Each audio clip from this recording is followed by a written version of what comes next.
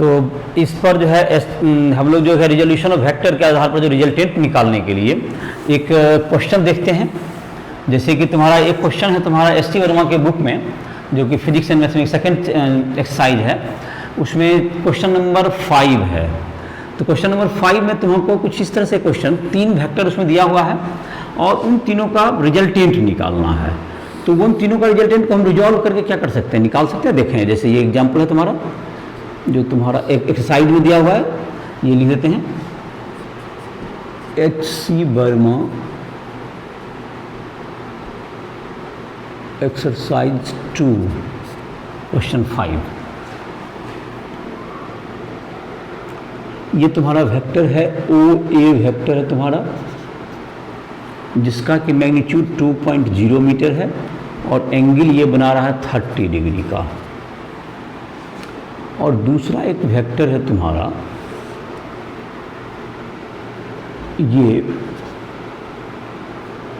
B C vector है, इसका magnitude है 1.5 मीटर और ये एंगल ये बना रहा है 60 डिग्री का। और एक तीसरा वेक्टर जो तुम्हारा दिया हुआ है, ये 1 इसका मैग्नीट्यूड है, ये डी ई है, इसका 1.0 मीटर और ये एंगल 90 डिग्री बना रहा है। इन तीनों वेक्टर का रिजल्टेंट निकालना है। तो इसको हम लोग रिजोल्यूशन के हेल्प से रिजोल्यूशन वेक्टर के हेल्प से क्या कर सकते हैं, इसको हम लोग सॉल्व कर सकते हैं। जैसे कि इसमें क्या हुआ, R vector equals to what you can write, हम लोग लिख सकते हैं आर वेक्टर इक्वल्स टू, इस तीनों का रिजल्टेंट, इन तीनों वेक्टर का रिजल्टेंट को आर वेक्टर मान दो, that is O A vector plus क्या होगा तुम्हारा B C vector plus D E vector. तो अभी तुमने देखा तुरंत कि कैसे इसका हम लोग एक्स कंपोनेंट और वाई कंपोनेंट ले सकते हैं।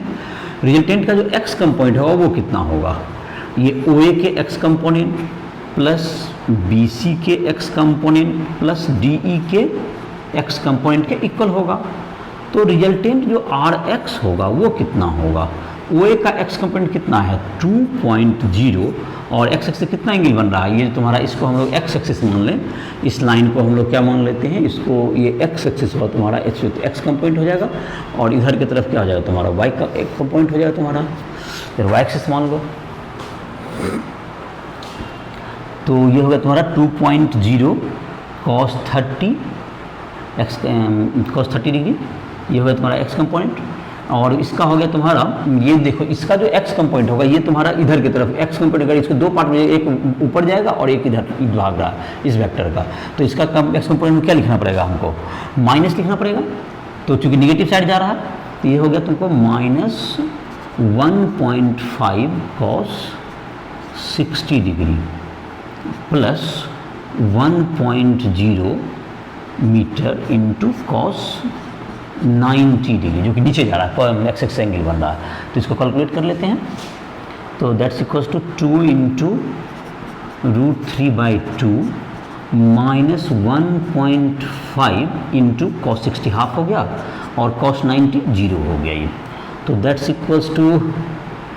2 कैंसिल हो गया तुम्हारा, तो 1.732 √32 का value minus 0.75, that's equals to 0.982 metre. ये एक्स कंपोनेंट होगा रिजल्टेंट का। सिमिलरली हम लोग वाई कंपोनेंट निकालें इसका रिजल्टेंट का, आर वाई इक्वल्स टू क्या लिख सकते हैं हम लोग, ओ ए का X Y component, O A का Y component plus B C का Y component plus D E का वाई कंपोनेंट। ओ ए का वाई कंपोनेंट कितना हो गया 2, और ये तो 2 है तुम्हारा मैग्नीट्यूड, और कितना एंगल बना रहा है ऊपर से, मतलब कि ये sin 30 लिख सकते हैं, 2 sin 30, और इसका क्या हो गया plus 1.5 sin 60 degree minus 1.0 into sine 90। Minus इसलिए लिखा गया क्योंकि नीचे की ओर जा रहा है, ये जो तीसरा वेक्टर है ये किधर जा रहा है, नीचे की ओर, इसलिए इसको क्या लिखा गया माइनस लिखा गया है। तो दैट्स इक्वल्स टू व्हाट, तो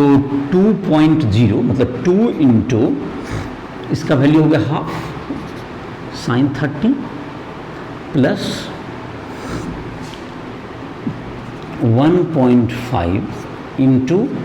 √3/2 sin 60 √3/2 और -1 × 1 दैट्स इक्वल्स टू व्हाट। तो इसका वैल्यू हो गया कितना तुम्हारा 2 × 1/2, 2 इंटू क्या होगा तुम्हारा 2 × 1/2 दैट इज इक्वल टू 1, ये 1 हो गया, प्लस 1.5 × √3/2, तो 1.5 √3/2 का वैल्यू हो गया 0.866 हो गया, तो 0.866 इंटू 1.5 0.433, तो 1.299 हो गया ये, और -1 तो 0.299 और ये हो गया 1, तो 1.299 दैट्स इक्विवेलेंट टू 1.3 मीटर के आसपास हो गई। तो ये रिजल्टेंट का y कंपोनेंट हो गया। अब रिजल्टेंट कितना होगा, जैसा अभी तुम फार्मूला में तुमको बताए थे कि इसका रिजल्टेंट x कंपोनेंट का स्क्वायर और प्लस क्या होगा तुम्हारा y कंपोनेंट का स्क्वायर, तो 0.982 का होल स्क्वायर प्लस 1.3 का होल स्क्वायर, और that's approximately equal to 1.5 metre. और इफ ये जो तुम्हारा है resultant makes an angle alpha with X axis, resultant अगर तुम्हारा है अल्फा एंगल बना रहा है एक्स एक्सिस से, if R vector makes an angle alpha with X axis, तो tan alpha equals to what RY/RX, resultant का RY/RX, तो tan अल्फा इक्वल्स टू क्या होगा तुम्हारा 1.3/0.982, तो alpha equals to tan inverse कितना होगा, इसको कैलकुलेट करेंगे तो 1.32। तो ये तुम्हारा तीनों पार्ट हो गया, तो ये तुम्हारा रिजल्टेंट का मिक्सिंग एंगल हो गया, तुम्हारा रिजल्टेंट हो गया एक्स कंपोनेंट वाई कंपोनेंट। तो इस ढंग से तुम 3-4 वेक्टर का भी सम कैलकुलेट कर सकते हो। इसके बाद हम लोग इसको नोट कर लो। इसके बाद हम लोग देखते हैं एक जो तुम्हारा है, इसको जल्दी से नोट डाउन करना चाहो कर लो। इसके बाद हम लोग एक दूसरा टॉपिक आज डील कर लेते हैं, यूनिट वेक्टर का। देख लो, इसमें इसको नोट डाउन कर सकते हो वीडियो को रोक करके भी, अगर नहीं लिख पाए हो तो।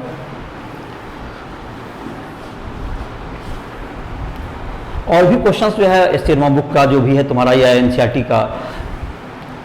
उस समय सॉल्व करो, वेक्टर का देखो, जहाँ दिक्कत होगा तो उसके लिए तुम ऐप पर आकर के ऐप पर इंस्टीट्यूट ऐप पर जाओ, वहाँ से लाइव क्लास ज्वाइन करो, या तो ज़रूरत हो तो उसमें पर्सनल कांटेक्ट का भी नंबर दिया हुआ है, उन सब से बात कर सकते हैं उनसे,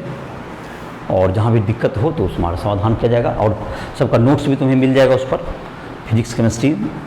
और मैथ के भी बहुत से चीज़ मिल जाएंगे तुम्हें मटेरियल। जेई के अलग से क्वेश्चंस भी उसमें दिए हुए हैं, तो इन सबों के लिए तुम क्या कर सकते हो, उस पर जा सकते हो। तो फिलहाल अभी देखते हैं हम लोग यूनिट वेक्टर। तो यूनिट वेक्टर क्या है, यूनिट के नाम से ही पता चल रहा है कि यूनिट वेक्टर का मतलब कि वेक्टर हुज मैग्नीट्यूड इज 1, जिस वेक्टर का मैग्नीट्यूड क्या रहे 1 होगा, that is called unit vector. तो इस डिफिनेशन के आधार पर देख सकते हैं यूनिट वेक्टर क्या होगा तुम्हारा, the vector whose magnitude is 1। तो आज यूनिट वेक्टर पढ़ लेते हैं। Unit vector, the vector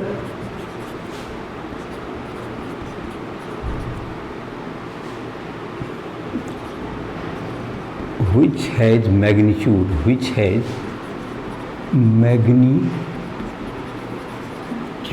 unity is called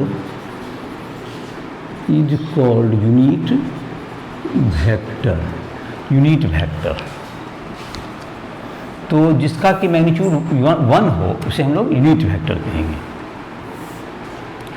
तो किसी वेक्टर है, जैसे कि तुम्हारा वेक्टर ए है, तो इसका मैग्नीट्यूड 1 करना है, तो इसमें इसका मैग्नीट्यूड से डिवाइड कर दो, तो A cap is equal to what, A vector by magnitude of A vector. तो अगर ए वेक्टर में उसके मैग्नीट्यूड डिवाइड तो एक मैग्नीट्यूड बचेगा, तो ए वेक्टर, ए कैप जो कहते हैं, इसको हम लोग जो लिखते हैं यूनिट वेक्टर अलोंग ए वेक्टर, इसको कह सकते हैं यूनिट वेक्टर अलोंग ए वेक्टर, ये हुआ। और मॉडुलस ए क्या हो गया, मैग्नीट्यूड ऑफ ए वेक्टर हो गया ये मैग्नीट्यूड ऑफ ए वेक्टर। तो किसी वेक्टर में अगर उसके मैग्नीट्यूड से डिवाइड कर दें तो उसमें जो बचेगा जो वेक्टर वो क्या कहलाएगा, मैग्नीट्यूड ऑफ ए वेक्टर, जो तो यूनिट वेक्टर कहलाएगा। ये डायरेक्शन को बताएगा और इसका मैग्नीट्यूड 1 होता है। तो इसके लिए हम लोग कैसे का उपयोग कर सकते हैं, यूनिट वेक्टर का। और इसके अलावा देख सकते हैं जो कि 3 कॉमन यूनिट वेक्टर जिसकी बात होती है, जैसे कि तुम्हारा इधर है तुम्हारा ये एक्स एक्सिस, 3 वेक्टर तुमको जो कि इधर वाई एक्सिस लेते हो और ये ओरिजिन है तुम्हारा, और एक जेड एक्सिस जो कि तुमको perpendicular to the plane of the diagram होता है, जो कि इधर की ओर हो गया, ऊपर की ओर, perpendicular to the plane of diagram. लेकिन इसको इधर नहीं शो कर सकते हैं तो इसको इधर दिखाया था, जो कि परपेंडिकुलर है तीनों वेक्टर। जैसे अभी तक जेड एक्सिस के बारे में कम जानकारी होगी, 3 डायमेंशन का नहीं पता होगा तुम लोग को, जो पहली बार पढ़ रहा है। तो देखो ये जैसे तुम्हारा होगा ये वाई एक्सिस और ये जेड एक्सिस इधर की ओर होता है। तीनों एक्सिस आपस में क्या है, 90 डिग्री पर हैं।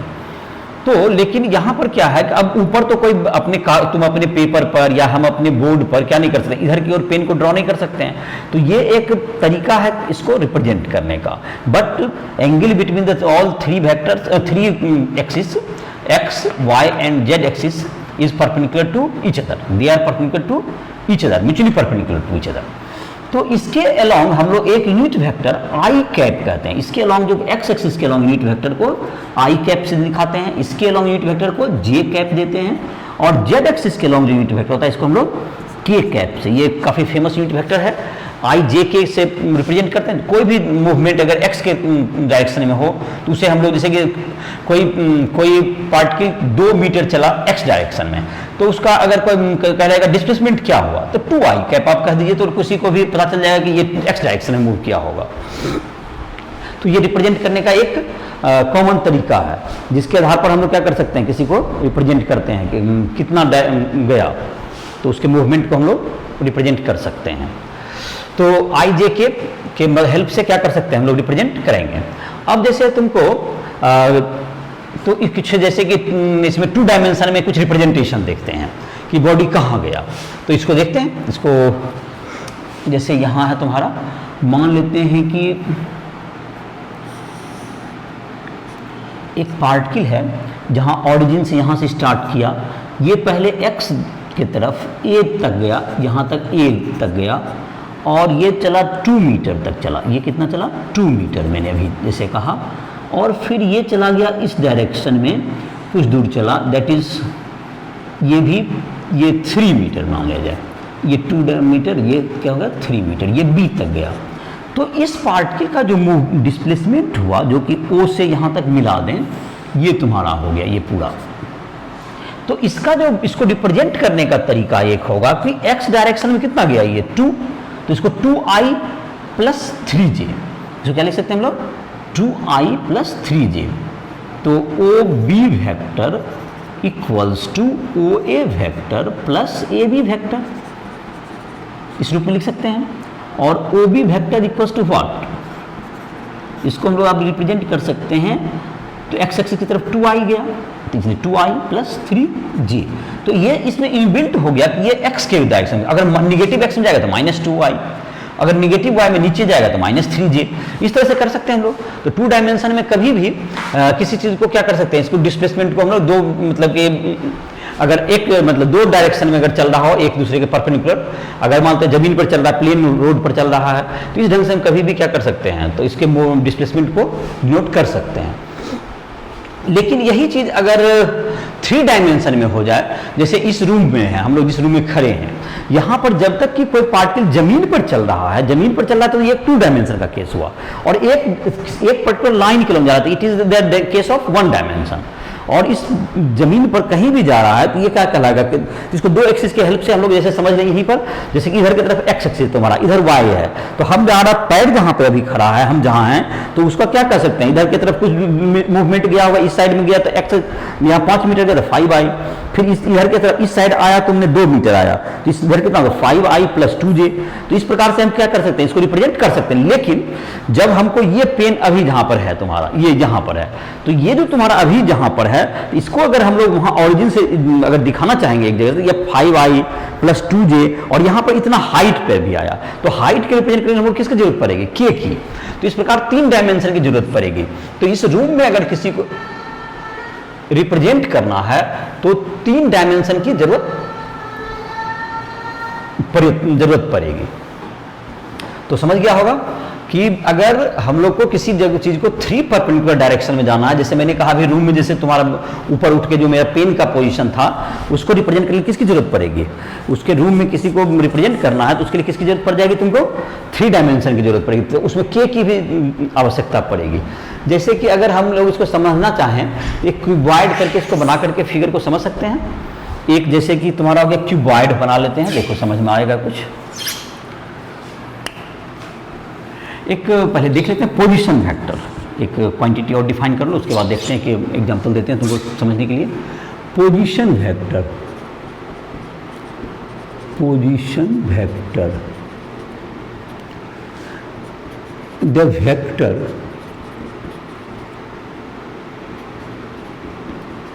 joining origin to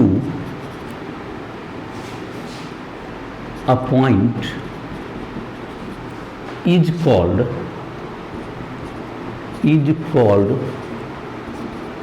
position vector of the point, is called position vector of the point. तो ये कहलाएगा position vector of the point. जैसे कि एक तुम्हारा ये वेक्टर है, ये ओरिजिन है तुम्हारा जहाँ से हम लोग, और ये एक पॉइंट ए है, तो इसको यहाँ से जो मिलाएंगे, ये जो हुआ दैट इज ए वेक्टर का, O A vector is the position vector of point A. O A vector is position vector of point A. और इसको अभी रिप्रेजेंट करने के लिए जैसे तुमने कहा, अभी इसको जैसे यहाँ से अगर इधर x डायरेक्शन है, इधर y डायरेक्शन है, तो इसको 2i प्लस 3j इन सब उसके आधार पर रिप्रेजेंट कर सकते हैं 2 डायमेंशन में। तो और 3 डायमेंशन में तो i j k के हेल्प से इसको डिनोट किया जाता है। तो इसका पोजीशन वेक्टर को अक्सर हम लोग किससे रिप्रेजेंट करेंगे, i j या i j k, इस ढंग से हम लोग क्या करते हैं, रिप्रेजेंट कर देते हैं इसको। तो एक डिफिनेशन हो गया तुम्हारा यूनिट वेक्टर का, दूसरा हो गया तुम्हारा पोजीशन वेक्टर का। और यूनिट वेक्टर में तुम्हारा 3 यूनिट वेक्टर तुमने लिया, जैसे कि x डायरेक्शन में तुम्हारा i हो गया यूनिट वेक्टर, y में क्या हो गया तुम्हारा y एक्सिस के अलॉन्ग हो गया j वेक्टर, और z एक्सिस के अलॉन्ग k वेक्टर। तो इस प्रकार से तुम्हारा पोजीशन वेक्टर किसी का भी इस i j k के हेल्प से पोजीशन वेक्टर को डिनोट कर सकते हो। तो अभी जैसे कि अब दें कि किसी एक रूम है जिसका कि साइज कुछ दिया हुआ है 5 मीटर, 3 मीटर का, 2 मीटर का, उसका कुछ लेंथ, ब्रेड्थ, हाइट इसको दे दो, और उसमें बताना है कि उसके डिफरेंट कॉर्नर्स हैं, उसको आप पोजीशन आई जे के हेल्प से कैसे डिनोट करेंगे। तो क्वेश्चन क्या हो गया तुम्हारा, देखो एक क्यूबॉइड बना लो पहले,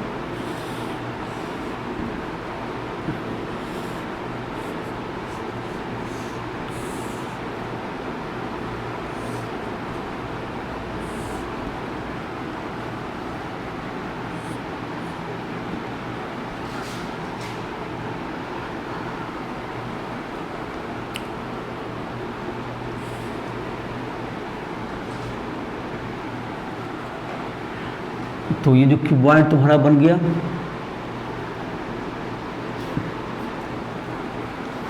ये क्यूबॉइड तुम्हारा हो गया। तो इसका जो तुम्हारा हो गया, इसको मान लेते हैं ओरिजिन ले लो, और इसको तुम x डायरेक्शन ले लो, इसको क्या ले लो, x डायरेक्शन ले लो, इसको x एक्सिस, और इधर की तरफ क्या होगा तुम्हारा y एक्सिस।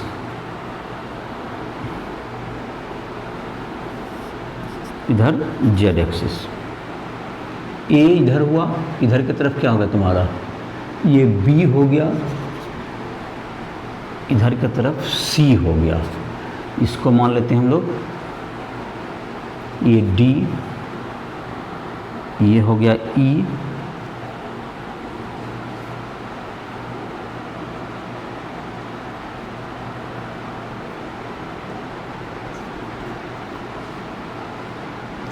एफ और यहाँ पर हो गया जी। इस पॉइंट को ले लो कुछ, तो सभी पॉइंट का नाम हो गया तुम्हारा, इसका पॉइंट का जी ले लो इसको। तो सबका अब जैसे कि ये तुम्हारा डायमेंशन जो हो गया तुम्हारा, इधर की डायमेंशन कितना होगा, 5 मीटर ले लेते हैं इसको, इसका लेंथ को हम लोग ले लिए 5 मीटर ले लेते हैं। चलो इसको 5 मीटर, इसको ले लो तुम्हारा, इसको 3 मीटर ले लो, और इसको ले लो 2 मीटर। ये जो तुम्हारा हो गया थर्ड जो कि है डायमेंशन, जो कि ऊपर के तरफ रूम का जैसे लेंथ ब्रेड्थ, और ये क्या होगा तुम्हारा हाइट होगा जैसे, तो ये कितना हो गया तुम्हारा, ये 2 मीटर हो गया, ये 2 मीटर जेड एक्सिस के लॉन्ग हो गया। तो अब जैसे कि किसी का पोजीशन वेक्टर निकालना है ए पॉइंट का, जैसे तो ए पॉइंट का पोजीशन वेक्टर क्या लिख सकते हैं हम लोग, O A vector is equal to what, तो ये 5 गया किस डायरेक्शन में, एक्स डायरेक्शन है, तो इसको 5i कैप लिख दो, तो ये तुम्हारा ओ ए वेक्टर हो गया। अब कोई चाहे ओ बी वेक्टर को लिखना चाहे तो क्या लिखेगा, ओ बी वेक्टर को दो डायरेक्शन से हो जाएगा तुम्हारा, ओ बी को लिखना चाहे तो ओ से ए आएगा और ए से कहाँ चला गया, बी की ओर जाएगा, तो किधर की ओर गया, देखो ओ बी को लिखना चाहेगा तो ओ ए जो है तुम्हारा ओ बी लिख देते हैं, तो ओ से ए आएगा that is equal to 5i, और फिर वहां से चला गया किधर की ओर, जे की ओर, दैट इज 3j, ऊपर की ओर गया तो 3j, यहां से पहुंच गया बी तक। अब इसी तरह से कोई चाहे, अब जैसे कि 3 देखते हैं, ए से मान लेते हैं किसी को डी जाना है, ए डी वेक्टर क्या रिप्रेजेंट करेगा, देखो ए से डी गया, ए डी वेक्टर क्या लिखेगा, ए से पहले बी आ गया, फिर कहाँ गया, बी से सी, प्लस सी से कहाँ चला गया, डी तक, तो ए बी कितना हुआ ये देखते हैं, ए डी वेक्टर में ए बी कितना हुआ, ए से बी तक जाने का मतलब हो गया कि वाई डायरेक्शन के पैरेलल जा रहा है और 3 मीटर जा रहा है, 3j हो गया, और बी से सी जब जा रहा है तो देखो ये क्या कर रहा है, बी से सी जा रहा है, देखो एक्स के विपरीत जा रहा है, और कितना जाएगा 5, तो -5i हो गया ये, और फिर जा रहा है किसके, उसके डी में जा रहा है, इसके पैरेलल, तो ये जेड एक्सिस के पैरेलल जा रहा है और पॉजिटिव डायरेक्शन जा रहा है, तो प्लस कितना हो गया 2k हो गया। तो इस तरह से क्या कर सकते हैं हम लोग, तो पहले जैसे देखो फिर से यहाँ देख लो, बी से कहाँ गया, सी तक, बी से सी गया तो तुम्हारा क्या होगा, ये वाई डायरेक्शन जा रहा है इधर, फिर क्या गया, एक्स के निगेटिव, एक्स एक्सिस पॉजिटिव इधर है तो इधर जा रहा है, तुमने -5i लिखे, और फिर इधर क्या लिख दिया, k में गया तो दैट इज 2k। और इसी तरह से और भी किसी को रिप्रेजेंट करके देखो एक आध, इसका जैसे कि तुम्हारा अभी हमने ए डी दिखाया, इट इज ए कॉर्नर, मतलब एक अपोजिट कॉर्नर था वो, और जैसे कि तुम ओ जी वेक्टर देखो, चलो ओ से जहां तक जी तक जाओ, ओ से जी तक जाओगे तो क्या होता है, देखो ओ से जी तक जाने का क्या होगा, ओ से पहले नीचे आ जाएगा, फिर इधर जाके फिर यहाँ जा सकते हो, या यहाँ से गया ऐसे गया, फिर ऐसे आया, फिर यहाँ से जी पहुँच गया, ओ से ए गया, ए से बी गया, बी से जी आ जाओ, तो दो जाने के बहुत से रास्ते हैं, तीनों में किसी रास्ते से जा सकते हो, तो ठीक है, तो पहले ओ ए गए, फिर क्या आ गया तुम्हारा ए, फिर ए ओ ए के बाद ए बी चला गया, और ए बी के बाद बी जी चला गया, तो ये कितना हो गया तुम्हारा 5i plus 3j plus 2k, तो ये हो गया तुम्हारा अपोजिट कॉर्नर, ये सब हो गया, तो सारे अपोजिट कॉर्नर सबको तुम क्या कर सकते हो, या सबको डिनोट कर सकते हो,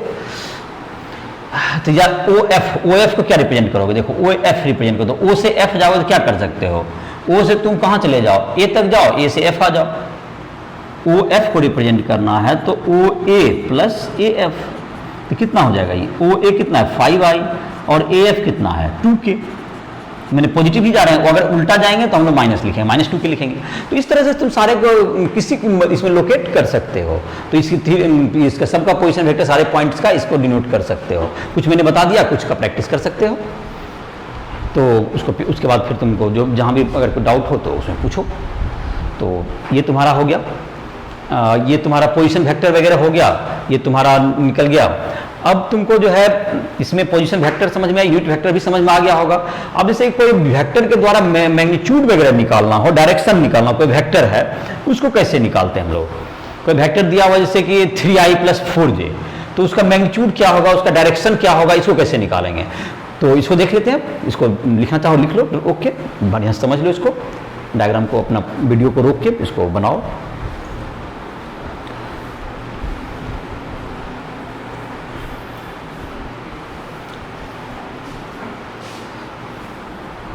अब है तुमको